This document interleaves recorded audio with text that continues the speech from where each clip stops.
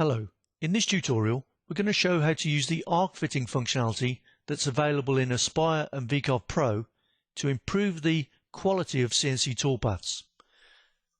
Here we've got the Velaset file open. This was the file that we used to demonstrate the image tracing functionality, where we took a JPEG or a bitmap file and automatically vectorized the boundaries. If we switch the image off for a moment, make sure we've got layer 1 selected as our active or current working layer. Hide the menu.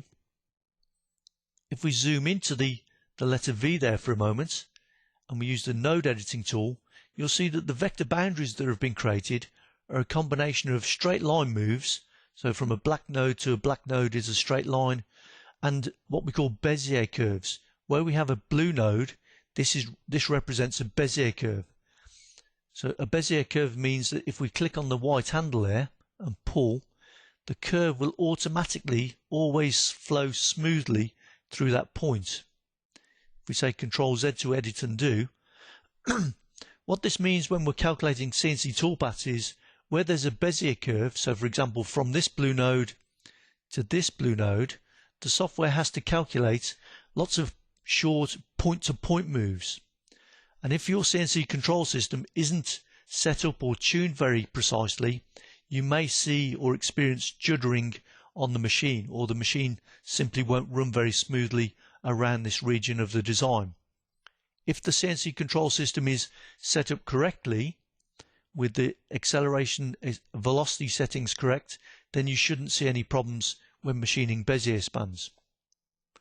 Let's just F to zoom to fit.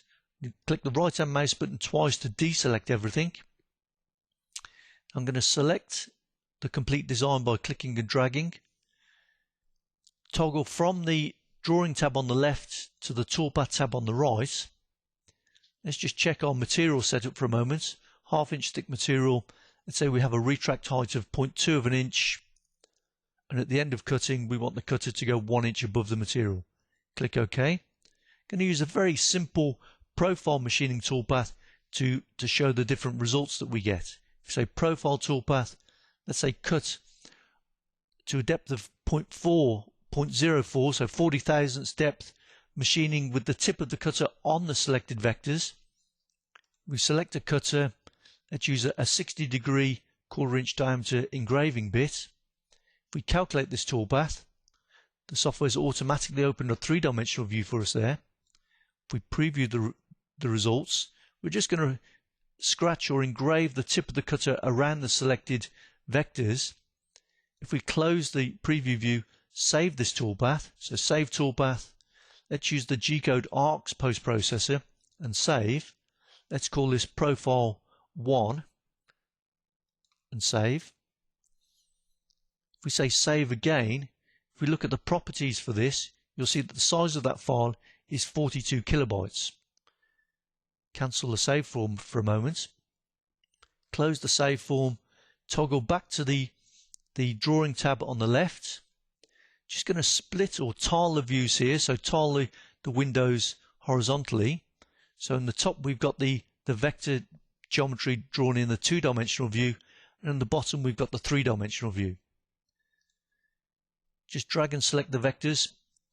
If we now use the arc fitting functionality, so fit curves or arcs to the selected vectors, we're going to say fit circular arcs. Let's say we want to fit the arcs to within a tolerance of say 6 thousandths of an inch. Replace the selected vectors and fit curves. Close the form for a moment. Now if we zoom in, let's just double click to maximize the size of the 2-dimensional view. If we zoom in and go to node editing mode, you'll see that now we've got all black nodes. So we've got black nodes that represent lines and arcs.